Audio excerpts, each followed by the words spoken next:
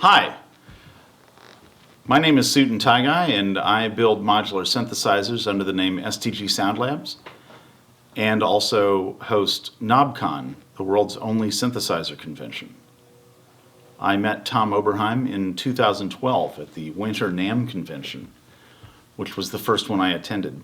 And I was doing my rounds, and I was in the Dave Smith Instruments booth, and Tom was standing by himself at one of the tall tables, and I walked up to him and I said, "Hi, you're Tom Oberheim.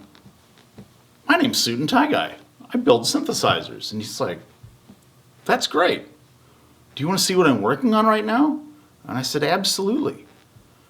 And so he unfools this big piece of paper that has the artwork for the Two Voice Pro on it, which I didn't even know about. He'd not announced it or anything.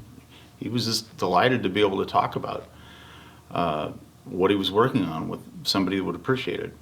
I even took a Dave Attell style selfie while he was talking to me, and it's kind of funny because it looks like he's yelling at me, but he was actually being super nice.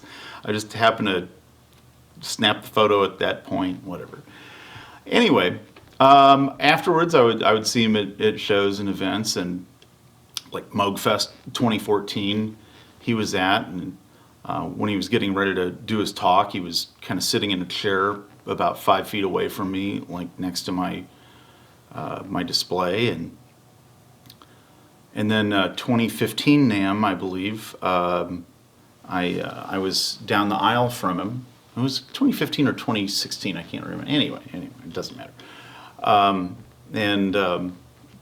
He was just like a couple doors down from me, and spent a bunch of time in the booth. Got to know his wife and daughter when I was there, and it was nice. And then in 2017 for Jack to the Future Part 5, a KnobCon production, which is what we called KnobCon that year, I asked him to be the guest of honor, and he graciously complied and showed up with his family and gave a nice talk and did his DJ set. Everybody loved it. And the next day we did a Q&A.